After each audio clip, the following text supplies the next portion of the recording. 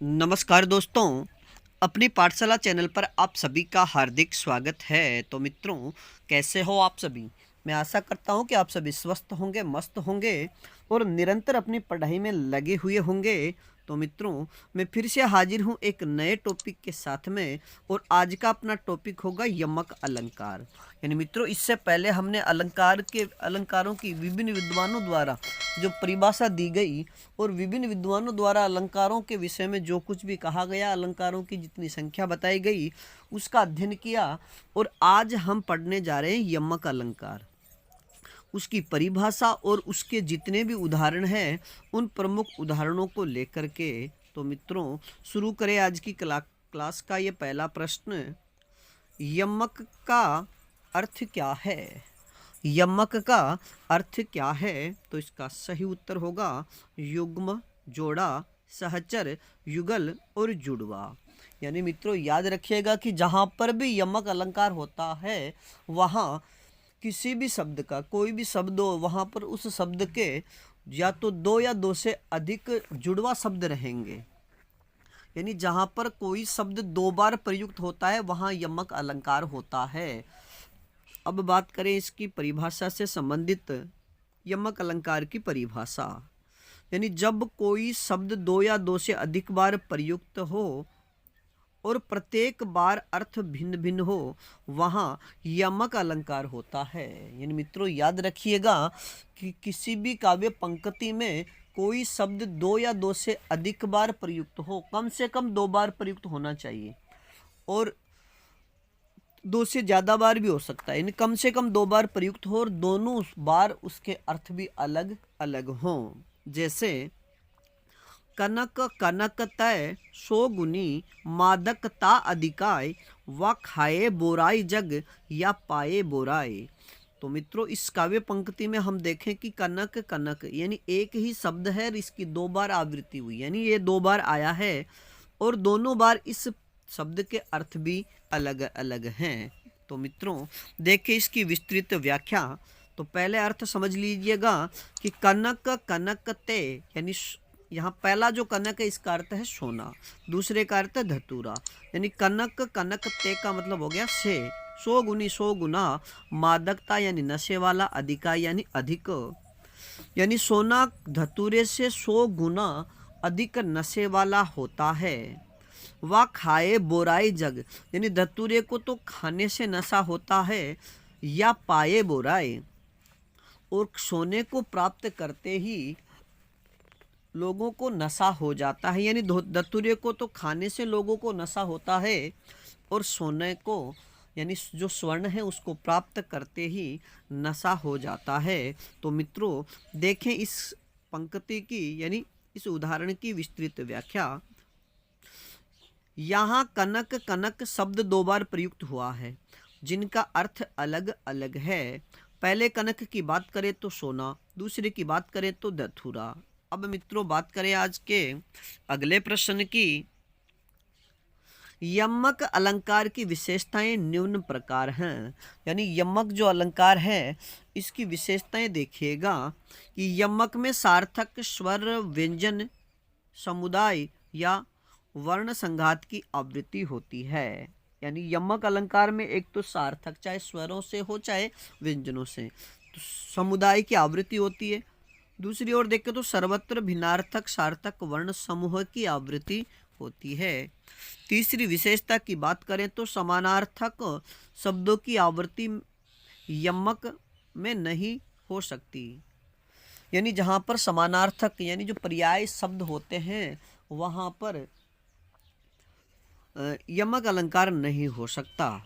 जैसे कनक, एक जगह कनक लिख दिया, दूसरी जगह अगर धतूरा लिख देते, कनक धतूरे से 100 गुना, तो वहाँ पर फिर यमक अलंकार नहीं होगा। आगे देखें, यमक अलंकार में एक ही शब्द का दो या दो से अधिक ज़्यादा बार प्रयुक्त होता है। अगली विशेषता की बात करें तो यमक अलंकार में आवृत्ति उसी क्रम में होनी चाहिए जिस क्रम में पूर्ववर्ती पद प्रयुक्त हुआ है। और मित्रों, अब देखिए इसकी अंतिम विशेषता की। यमक अलंकार के उदाहरणों में कहीं दोनों पद सार्थक होते हैं तो कहीं दोनों निरर्थक होते हैं, और कहीं एक पद सार्थक होता है तो कहीं एक पद निरर्थक होता है। अब मित्रों हम बात करें यमक अलंकार के प्रमुख उदाहरणों की, यानी यमक अलंकार के जो प्रमुख उदाहरण हैं उनसे संबंधित और उन उदाहरणों की विस्तृत व्याख्या भी। और मित्रों मैंने यहाँ पर वही उदाहरण यहाँ पर प्रयुक्त किए हैं जो परीक्षाओं में ज़्यादातर पूछे गए हैं। तो सबसे पहले उदाहरण की बात करें तो 3 बेर खाती थी वे 3 बेर खाती है, इस पंक्ति में कौन सा अलंकार है? तो सीधा उत्तर होगा यमक अलंकार, क्योंकि यहाँ पर 3 बेर और आगे भी 3 बेर जो शब्द है ये 2 बार प्रयुक्त हुआ है, लेकिन दोनों बार इसका अर्थ अलग अलग है। पहले वाले बेर की बात करें तो बार हो जाएगा, और दूसरे बेर की बात करें और 3 को भी साथ मिले तो 3 बार, और नीचे वाले बेर का मतलब हो गया बोर नामक फल, यानी 3 बोर। मित्रों ये मराठा सरदार शिवाजी का औरंगजेब पर जब आक्रमण किया गया और उस समय औरंगजेब और उनकी सेना के जो सिपाही थे वो जंगलों में दौड़ रहे थे, तो उनकी जो बेगमें थी वो जो महलों में रहा करती तो 3 बेर खाती थी, यानी वो 3 बार भोजन किया करती थी। लेकिन अब जंगलों में जाने के बाद वो 3 बोर नामक जो फल है वो ही खाकर जिंदा रह रही है। इसी का दूसरा उदाहरण और भी है कि ऊंचे घोर मंदिर के अंदर रहन वाली ऊंचे घोर मंदिर के अंदर रहाती है, तो ये वाला भी हम आगे पढ़ेंगे। अगले उदाहरण की बात करें तो माला फेरत जुग भया फिरान मन का फेर कर का मन का डार दे मन का फेर, यानी ये कबीरदास का जो प्रसिद्ध दोहा है, इसमें कहा गया है कि हे मनुष्य तुझे माला फेरते हुए कई युग बीत गए हैं। माला फेरत जुग भया, जुग शब्द का तत्सम रूप हो जाएगा युग, कि हे मनुष्य तुझे माला फेरते हुए कई युग बीत गए हैं। फिरान मन का फेर, तेरे मन का जो फेर है, यानी तेरे मन की जो चंचलता है, जो भटकाव है, वो अभी तक फिरा नहीं है, अर्थात स्थायी नहीं हुआ है। कर का मन का डार दे, कर का यानी हाथ का, मन का यानी माला के जो मोती है, कर का मन का डार दे, हाथ में जो तू माला के मोती घूम फेर रहा है उसको अब छोड़ दे। मन का फेर, तेरे मन के, तेरे हृदय की, तेरी भावनाओं के जो मोती है उनको तू फेर, यानी तेरे मन के जो विचार है, तेरी भावनाएं, उनको बदल। अब मित्रों हम यहाँ पर बात करें यहाँ मन का शब्द 2 बार प्रयुक्त हुआ है और दोनों बार अर्थ अलग अलग हैं। पहले मन का की बात करें तो माला के मोती, हे मनुष्य तू माला के मोती हैं उनको छोड़, मन का और मन की भावनाएं उनका ध्यान कर, तू अपनी मन की भावनाओं को फेर। अगले उदाहरण की बात करें तो काली घटा का घमंड घटा, काली घटा का घमंड घटा, तो मित्रों यहाँ पर घटा शब्द 2 बार प्रयुक्त हुआ है और दोनों बार अर्थ अलग अलग हैं। पहले घटा की बात करें तो बादलों का समूह है, दूसरे घटा की बात करें तो कम होना, यानी काली बादलों की जो घटा है, काली घटा यानी काले बादलों का जो समूह था उसका अब घमंड घट गया है। अगला उदाहरण देखें तो ऊंचे घोर मंदिर के अंदर रहन वारी, ऊंचे घोर मंदिर के अंदर रहन वारी ऊंचे घोर मंदिर के अंदर रहाती है। तो मित्रों यहाँ पर जो घोर मंदिर शब्द 2 बार प्रयुक्त हुआ है, तो जैसे देखें तो मंदिर शब्द का अर्थ होता है महल, और मंदिर शब्द का अर्थ होता है, दूसरे मंदिर का अर्थ देखें तो पर्वत या गुफा। तो ये यहाँ पर भी शिवाजी के भय से जो भयभीत महिलाएं थी वो ऊंचे ऊंचे महलों में रहा करती थी, लेकिन अब शिवाजी के भय से वो ऊंचे ऊंचे पर्वतों या गुफाओं में रहने लग गई है। अब बात करें अगले प्रश्न की, यमक अलंकार के 2 भेद हैं। मित्रों आपसे अगर प्रश्न पूछ लिया जाए यमक अलंकार के कितने भेद हैं, तो यमक अलंकार के 2 भेद हैं। पहले भेद की बात करें तो अभंग यमक, दूसरे की बात करें तो सभंग। अभंग यानी नहीं, भंग यानी विभाजित या टुकड़ा, यानी जहां पर किसी काव्य पंक्ति में प्रयुक्त शब्द का विभाजन किए बिना ही 2 अर्थ या अनेक अर्थ निकले, वहां पर या अलग अलग अर्थ निकल जाए वहाँ अभंग यमक होता है। और जहाँ पर किसी शब्द का विभाजन करने के बाद में यमक का अर्थ निकले या यमक अलंकार का अर्थ दे तो वहाँ पर अब सभंग यमक होगा। अब बात करें अभंग यमक की परिभाषा या अभंग यमक के विषय में, तो जब किसी पद में शब्द के खंड किए बिना ही उसकी आवृत्ति दिखाई पड़ती हो वहाँ अभंग यमक माना जाता है। जैसे उदाहरण की बात करें तो पे वारो उर्वशी सुन राधिके सुजान, तू मोहन के उर्वशी वह उर्वशी समान। कि हे राधिका, देखो राधा के लिए यहाँ पर कहा गया कि तो पर वारो उर्वशी, तो जो उर्वशी शब्द है इसका पहले अर्थ निकलेगा कि इंद्र के दरबार में नृत्य करने वाली जो एक अप्सरा है उर्वशी, उसका नाम है। तो पर वारो उर्वशी सुन राधी के सुजान, कि हे राधिका मैं तुम्हारे ऊपर जो उर्वशी अप्सरा है उसको न्योछावर कर सकता हूँ। तू मोहन के उर्वशी वह उर्वशी समान, तू तो भगवान कृष्ण के हृदय में, अब यहाँ पर नीचे जो उर्वशी शब्द है इसका अर्थ हो जाएगा हृदय में बसी हुई, तू तो भगवान कृष्ण के हृदय में बसी हुई है उर्वशी के समान, यानी जो स्वर्ग की अप्सरा है उर्वशी उसके समान ही तू भगवान कृष्ण के हृदय में बसी हुई है। तो मित्रों हम देखें इसका विश्लेषण। यहाँ उर्वशी शब्द 2 बार आया है और दोनों बार अर्थ अलग अलग हैं। पहले उर्वशी की बात करें तो उर्वशी नाम की अप्सरा, और दूसरी उर्वशी की बात करें तो हृदय में बसी हुई। अब मित्रों बात करें सभंग यमक अलंकार की, तो जब पूरे शब्द की आवृत्ति न होकर उस शब्द का कुछ अंश ही पुनः प्रयुक्त हो, अथवा जब शब्द को तोड़कर उसका अर्थ ग्रहण किया जाए वहाँ सभंग यमक होता है। जैसे या तो देखो पूरे शब्द की आवृत्ति न होकर के शब्द का एक छोटा सा अंश दिया हुआ होगा, या फिर वो शब्द उस शब्द को तोड़ करके या उसका विभाजन करके अर्थ निकाला जाएगा। जैसे बात करें तो निबल के बल केवल राम, एक में निबल शब्द आ गया दूसरे में बल।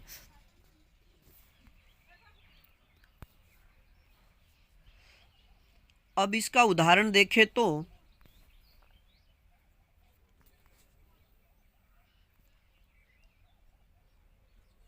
कुमोदनी मानस मोदनी महा, यानी सभंग, अगर सभंग जो यमक अलंकार है उसका उदाहरण देखें तो कुमोदनी मानस मोदनी महा। तो मित्रों यहाँ पर कुमोदनी शब्द आया, आगे आया मोदिनी शब्द, यानी इसका कुछ अंश आया है। तो प्रस्तुत उदाहरण में मोदिनी शब्दों में यमक अलंकार है क्योंकि यहाँ शब्दों को तोड़कर अर्थ निकालने गए हैं। तो जैसे कुमोदिनी, अब कुमोदिनी का पहला अर्थ होगा कुमुदिनी नामक एक फल है, कुमुदिनी का फल, और मोदिनी का अर्थ है सुख देने वाली। अब मित्रों हम चर्चा करें अगले प्रश्न की। यमक अलंकार के प्रमुख उदाहरण निम्न प्रकार हैं। अब यहाँ पर यमक अलंकार के जितने भी उदाहरण हैं उनकी हम चर्चा करेंगे। तो पहला उदाहरण है कबीरा सोई पीर है।